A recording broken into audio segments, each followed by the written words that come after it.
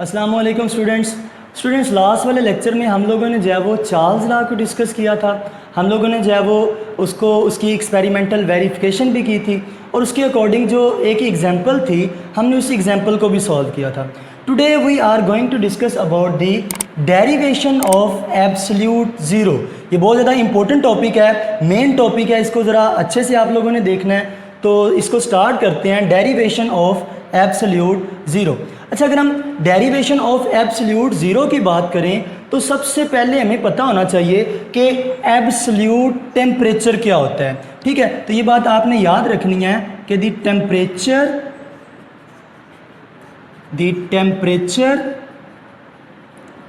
On Kelvin scale is known as absolute temperature. तो बेटा यहाँ पर आप लोगों ने ये बात याद रखनी है कि the temperature on Kelvin scale is known as absolute temperature. ठीक है, अब ज़रा देखें तो हमारे पास डिग्री सेल्सियस में टेम्परेचर है और हम उसको केल्विन में कन्वर्ट करना चाहते हैं, तो हम कैसे करेंगे? हम डिग्री सेल्सियस में जो भी टेम्परेचर होगा, डिग्री सेल्सियस वाले टेम्परेचर में हम क्या कर देंगे? 273 जो है वो ऐड कर देंगे। In this way we can convert temperature in degree Celsius to the temperature in Kelvin. इस तरह से आप डिग्री सेल्सियस के टेम्परेचर को जो है वो केल्विन के टेम्परेचर में जो है वो कन्वर्ट कर सकते हैं। ठीक है, अब नेक्स्ट देखें, ये तो हमने बात की है एब्सोल्यूट टेम्परेचर की। ठीक है, नेक्स्ट हमारे पास आता है एब्सोल्यूट ज़ीरो। अब अगर हम एब्सोल्यूट ज़ीरो की बात करें तो इसको भी डिफाइन करते हैं, the temperature at which volume of the given mass of a gas become zero. ठीक है, और ये बात भी याद रखनी है कि ये वाला आपके पास हाइपोथेटिकल टेम्परेचर है। ये कौन सा टेम्परेचर है? ये हाइपोथेटिकल टेम्परेचर है। ठीक है, तो आप ये बात करेंगे कि the hypothetical temperature at which volume of the given mass of a gas become zero. The temperature at which the volume of the given mass of the gas become zero is known as absolute zero. ठीक है, उसको क्या नाम देते हैं? हम absolute zero का name देते हैं। और ये हमारे पास क्या होता है? हाइपोथेटिकल होता है। ये क्या होता है? हमारे पास हाइपोथेटिकल होता है। ठीक है, अच्छा, अब ज़रा देखें तो जो हमारे पास एब्सोल्यूट ज़ीरो की वैल्यू होती है, ये आप लोगों ने ज़रा इसको देख लेना है कि एब्सोल्यूट ज़ीरो की वैल्यू आपके पास डिग्री सेल्सियस में कितनी होती है? -273 डिग्री सेल्सियस। ये MCQs में आ सकता है कि डिग्री सेल्सियस में एब्सोल्यूट ज़ीरो की वैल्यू कितनी होती है। तो डिग्री सेल्सियस में एब्सोल्यूट ज़ीरो की वैल्यू होती है -273 डिग्री सेल्सियस। और अगर हम केल्विन में देखें तो केल्विन में इसकी वैल्यू हमारे पास कितनी होती है? केल्विन में इसकी वैल्यू होती है 0 केल्विन। ये MCQs में आए हुए हैं, इस तरह के MCQs MDCAT में भी आए हुए हैं। ठीक है, तो अगर वो डिग्री सेल्सियस में पूछ लेता है कि कितनी है, तो ये राइट ऑप्शन होगा -273 डिग्री सेल्सियस। और अगर उसने केल्विन में दी हुई है तो राइट ऑप्शन होगा 0 केल्विन। और बाज़ औक़ात ऐसे आ जाता है कि दोनों ऑप्शन वो दे देता है, डिग्री सेल्सियस में भी दे देता है और केल्विन में भी दे देता है। तो डिग्री सेल्सियस में ये और केल्विन में आपके पास ये वाला 0 केल्विन वैल्यू होगी। ठीक है, अब देखें बेटा, हम लोगों ने लास्ट टाइम बात की थी चार्ल्स लॉ की। चार्ल्स लॉ में हम लोगों ने देखा था कि there is a direct relationship between that of volume and temperature, कि वॉल्यूम और टेम्परेचर में डायरेक्ट रिलेशनशिप होता है। टेम्परेचर बढ़ेगा तो वॉल्यूम भी बढ़ेगा, टेम्परेचर कम होगा तो वॉल्यूम भी कम होगा। लेकिन हमें ये एग्जैक्ट पता नहीं था चलता कि कितना टेम्परेचर बढ़ाएं तो कितना वॉल्यूम जो है वो इंक्रीज़ होगा, या इतना टेम्परेचर डिक्रीज़ कर दें तो कितना वॉल्यूम जो है वो डिक्रीज़ हो जाएगा। इस चीज़ का हमें जो है वो नॉलेज नहीं था मिला लास्ट वाले लेक्चर से। ठीक है, चार्ल्स लॉ से, सिंपल चार्ल्स लॉ से। तो आज हमने उसको जो है वो क्लैरिफाई करना है। इसकी क्लैरिफिकेशन के लिए हमारे पास आती है एक क्वांटिटेटिव डेफिनेशन। ठीक है। तो ये बड़ा एक इम्पोर्टेंट शॉर्ट क्वेश्चन है, ये लाहौर बोर्ड में बारहा रिपीट भी हुआ है कि give the quantitative definition of Charles law. ठीक है, तो अगर हम इसकी बात करें तो वो ये कहता है the volume of given mass of a gas is increase or decrease by 1/273 by its original volume at 0 degree Celsius with each 1 degree Celsius increase या increase or decrease in temperature।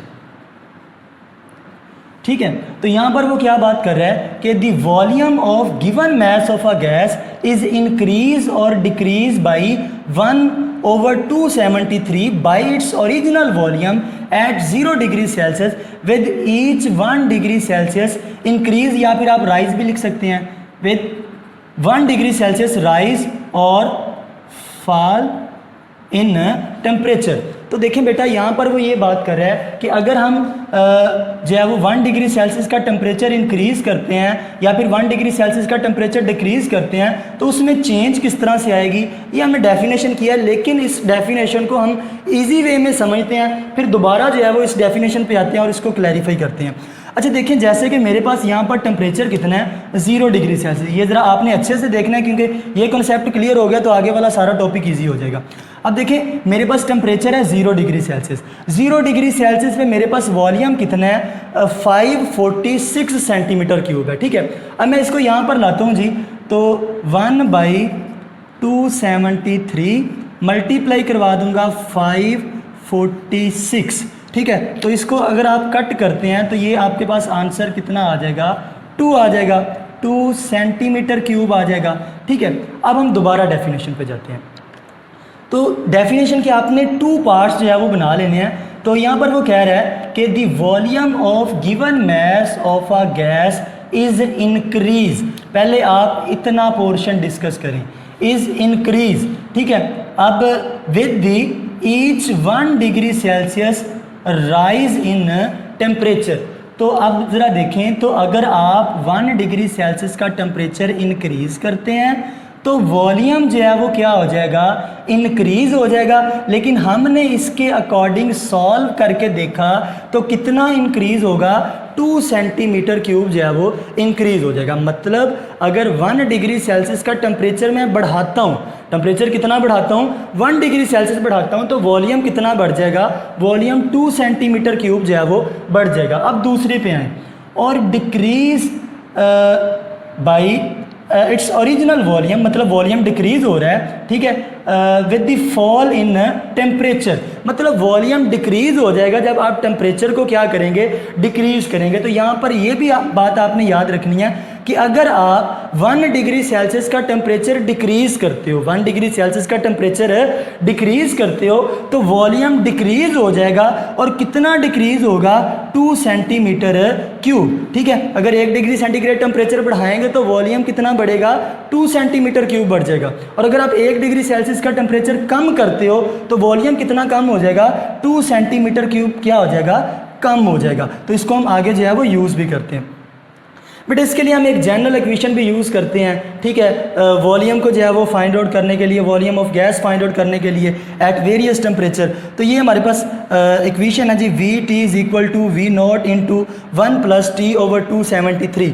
अगर आप देखें तो वी टी आपके पास क्या है, volume at T temperature, volume at T temperature. We not आपके पास क्या है, volume at 0 degree Celsius temperature. ठीक है, और T क्या है, ये आपके पास है temperature, temperature in degree centigrade.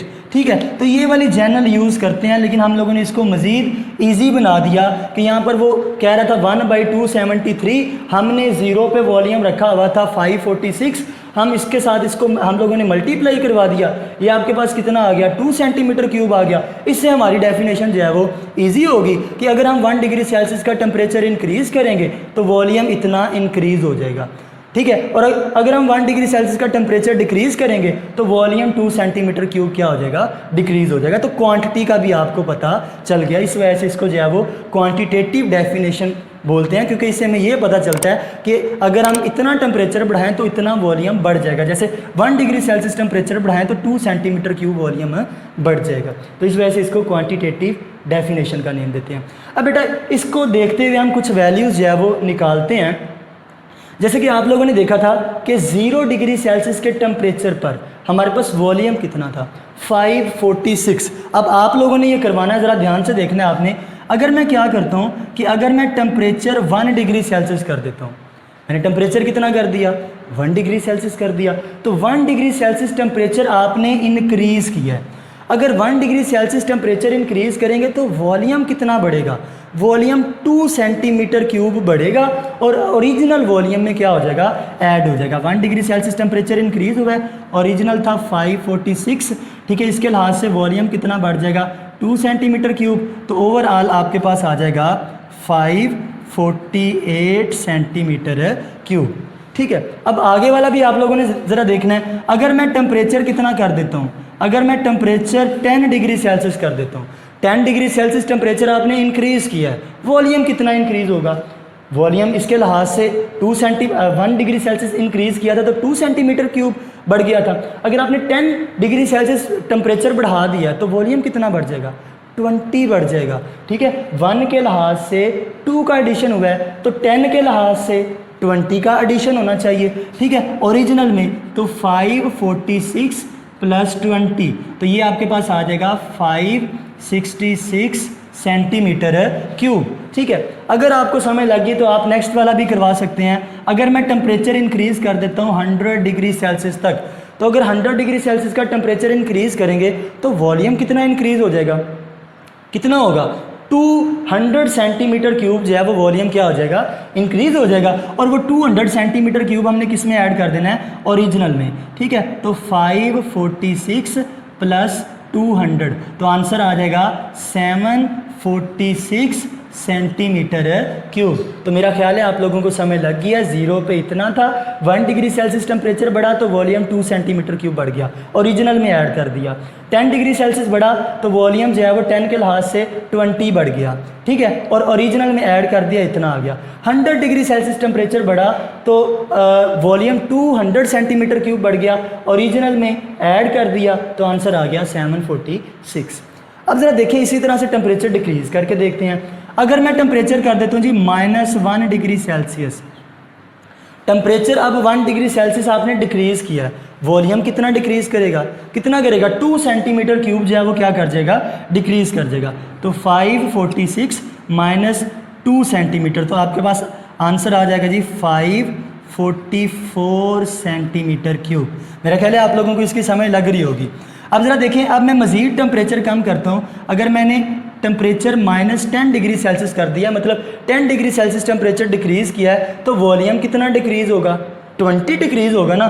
तो ओरिजिनल से डिक्रीज़ कर देंगे जी, माइनस कर देंगे 546 minus 20, volume temperature 10 degree Celsius decrease हुआ है, वॉल्यूम 20 हो जाएगा डिक्रीज़। तो ये आपके पास आ जाएगा जी 526 सेंटीमीटर क्यूब। इसी तरह से अगर मैं टेम्परेचर जो है वो 100 डिग्री सेल्सियस डिक्रीज़ कर देता हूँ तो वॉल्यूम कितना डिक्रीज़ हो जाएगा, वॉल्यूम आपके पास 200 सेंटीमीटर क्यूब डिक्रीज़ हो जाएगा। टेम्परेचर 100 डिग्री सेल्सियस डिक्रीज़ किया है, वॉल्यूम कितना डिक्रीज़ होगा, 200 सेंटीमीटर क्यूब। तो 546 माइनस 200 कर दें तो ये आपके पास आ जाएगा 346 सेंटीमीटर क्यूब। ठीक है, अब ज़रा देखें नेक्स्ट वो हमें ये कहता है कि ये वैल्यूज़ आप लोगों ने निकाल लेनी है इस तरह से। नेक्स्ट ज़रा देखें तो वो ये कहता है कि Charles law do not follow the degree Celsius scale, मतलब ये सेंटीग्रेड स्केल को जो है वो फॉलो नहीं करता। ये हम लोगों ने लास्ट वाले लेक्चर में भी बात की थी।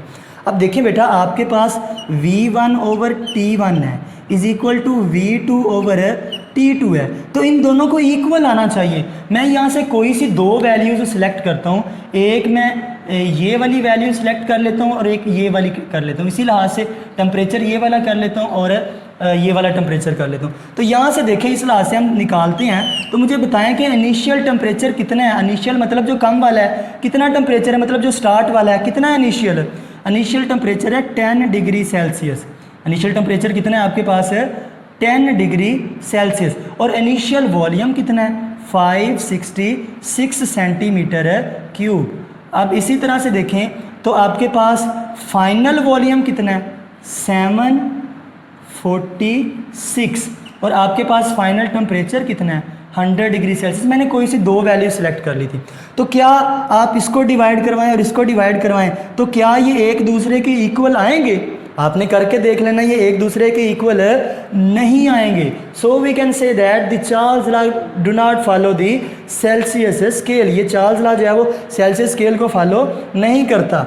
अब ज़रा देखें तो किसको फॉलो करता है। अब मैं टेम्परेचर की वैल्यू केल्विन में ले जाता हूँ। कितना ऐड करेंगे इसमें 273, तो कितना हो जाएगा आपके पास 373। केल्विन में इसकी वैल्यू कितनी हो जाएगी 373 और केल्विन में इसकी कितनी हो जाएगी 283 केल्विन। तो मैंने टेम्परेचर की ये वाली वैल्यूज़ केल्विन में कन्वर्ट करवा ली। अब मैं दोबारा इसको सॉल्व करता हूँ। इसी तरह से आपके पास V1 ओवर T1। तो अब मुझे बताएं आप V1 कितना था आपके पास। V1 वॉल्यूम वही रहेगा ना 566। T1 कितना था केल्विन में 283, ठीक है। और आपके पास V2 कितना था मतलब जो फाइनल आया था 746 और आपके पास जो फाइनल टेम्परेचर था केल्विन में वो कितना था 373। तो अब ज़रा देखें, इसको आप कट करेंगे तो ये 2 आ जाएगा, इसको भी कट करेंगे तो ये क्या आ जाएगा 2 आ जाएगा। तो आप देखें आपके जो कांस्टेंट की वैल्यू है वो सेम आ गई है, दोनों आपके पास एक दूसरे के इक्वल आ गए हैं। So you can say that Charles law follow the kelvin scale but it do not follow the Celsius scale. ये सेल्सियस स्केल को फॉलो नहीं करता और केल्विन स्केल को ये फॉलो करता है। ये MCQs में भी आया हुआ है कि चार्ल्स लॉ जो है वो कौन से स्केल को फॉलो करता है। अच्छा बेटा, नेक्स्ट देखें तो नेक्स्ट हमारे पास आती है ji graphical explanation of Charles law. अब हमने क्या करना है कि वॉल्यूम और टेम्परेचर के दरमियान में जो रिलेशनशिप है वो एक्सप्लेन करना है, ठीक है। वाई एक्सिस है और आपके पास एक्स एक्सिस होता है। इधर हम टेम्परेचर ले लेते हैं और इधर हम क्या चीज़ ले लेते हैं वॉल्यूम ले लेते हैं सेंटीमीटर क्यूब में। अब देखें बेटा, हमारे पास यूँ होता है कि जैसे जैसे टेम्परेचर बढ़ेगा वैसे वैसे वॉल्यूम भी बढ़ेगा और जैसे जैसे टेम्परेचर कम होता जाएगा, जैसे जैसे टेम्परेचर कम होता जाएगा वैसे वैसे जो वॉल्यूम है वो भी क्या होता जाएगा कम होता जाएगा, वैसे वैसे वॉल्यूम भी क्या होता जाएगा कम होता जाएगा। तो देखें जैसे जैसे आप टेम्परेचर डिक्रीज़ करते गए वैसे वैसे जो वॉल्यूम था वो भी क्या होता जाएगा डिक्रीज़ होता जाएगा, क्योंकि इनमें डायरेक्ट रिलेशनशिप है। लेकिन देखें आप टेम्परेचर डिक्रीज़ करते जा रहे हो, डिक्रीज़ करते जा रहे हो, वॉल्यूम डिक्रीज़ होता जाएगा। अब गैस आहिस्ता आहिस्ता जो है वो लिक्विड में कन्वर्ट होना स्टार्ट हो जाएगी क्योंकि उसके मॉलिक्यूल्स करीब करीब आ रहे हैं, ठीक है। तो देखें जैसे आपने टेम्परेचर डिक्रीज़ करते गए, ठीक है, जैसे जैसे आपने यहाँ पर देखें तो टेम्परेचर डिक्रीज़ किया तो टेम्परेचर के डिक्रीज़ करने से ये आपने टेम्परेचर डिक्रीज़ कर दिया तो वॉल्यूम भी क्या हो गया है डिक्रीज़ हो गया। ऐसे ही होगा ना, टेम्परेचर डिक्रीज़ हुआ वॉल्यूम भी क्या कर गया डिक्रीज़ कर गया।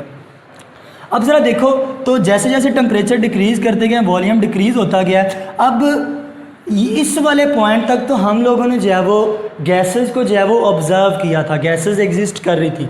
लेकिन जब हमने मज़ीद टेम्परेचर डिक्रीज़ किया तो गैसेस जो है वो ऑब्ज़र्व नहीं हुई, ठीक है। मतलब टेम्परेचर बहुत कम हो इस पॉइंट तक तो ऑब्ज़र्व हो रही थी, लेकिन इसके बाद अगर हमने मज़ीद टेम्परेचर डिक्रीज़ किया तो गैसेस ऑब्ज़र्व नहीं थी हो रही, वो लिक्विड में कन्वर्ट होना स्टार्ट होगी, ठीक है। गैसेस अपनी ओरिजिनल फॉर्म में नहीं रही बल्कि वो लिक्विड में कन्वर्ट होना स्टार्ट होगी क्योंकि टेम्परेचर बहुत कम था। तो इस वाले पॉइंट तक हमने उनको जो है वो ऑब्ज़र्व किया था। अब आगे वो हमें पता ही नहीं था चल रहा गैसेस का, तो फिर हमने क्या किया, हमने वैसे जो है वो एक हाइपोथेटिकल जो है वो हाइपोथेटिकली हमने देखा कि ये स्ट्रेट लाइन ऐसे जा रही थी, अगर ये आती है तो ये यहाँ पर कट करेगी, ये इस वाले पॉइंट पर क्या करेगी, कट करेगी। और जिस पॉइंट पे इसने कट किया था ये टेम्परेचर कितना था, -273.1 डिग्री सेल्सियस। ये देखिए जिस टेम्परेचर पे इसने कट किया था, वैसे तो गैसेस यहाँ तक ऑब्जर्व हो रही थी, एक्चुअल में वहाँ तक था। आगे आपने अंदाज़ा लगाया कि ये लाइन बिल्कुल सीधी जा रही है, अगर मैं टेम्परेचर और कम करता हूँ तो ये लाइन यहाँ पर कट करेगी, हाइपोथेटिकल वैल्यू आएगी अब ये, ठीक है। तो अब आपके पास इस यहाँ पर कट किया, जो ये वाली वैल्यू आई है इसको नेम देते हैं एब्सोल्यूट ज़ीरो। इसको क्या नेम देते हैं, एब्सोल्यूट ज़ीरो। और ये वाली वैल्यू क्या होती है, हाइपोथेटिकल होती है। एक्चुअल में अगर हम देखें गैसेस की तो 0 डिग्री सेल्सियस -273.16 डिग्री सेल्सियस के टेम्परेचर पर गैसेस अपनी एक्चुअल फॉर्म में एग्जिस्ट नहीं करती, ठीक है। तो ये आपने टेम्परेचर देखे थे -273.16 डिग्री सेल्सियस, या फिर आपके पास एब्सोल्यूट ज़ीरो का टेम्परेचर कितना होता है, 0 केल्विन। अब देखें अगर आप मज़ीद टेम्परेचर यहाँ से कम करते जाते हैं तो गैस जो है वो क्या हो जाएगी, वॉल्यूम क्या हो जाएगा, टेम्परेचर कम होने से वॉल्यूम क्या हो जाएगा, वॉल्यूम यहाँ पर 0 हो जाएगा, ठीक है। This temperature can not be achieve for gas because at this temperature volume of the gas become 0, क्योंकि इस टेम्परेचर पे गैस का वॉल्यूम क्या हो जाता है, 0 हो जाता है। और गैस का वॉल्यूम 0 हो जाएगा, उसका मैस भी 0 हो जाएगा।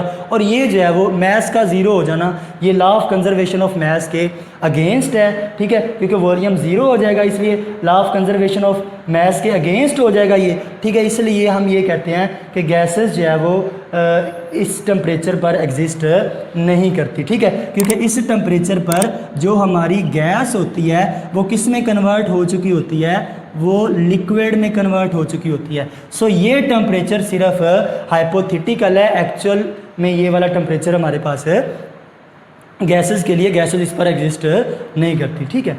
तो ये था जी हमारा आज का लेक्चर। अब ज़रा देखें तो पेपर के पॉइंट ऑफ व्यू से इसमें कौन कौन से इंपॉर्टेंट शॉर्ट क्वेश्चन बन सकते हैं। फर्स्ट ऑफ ऑल तो absolute derivation of absolute zero is one of the most important long question according to Lahore board.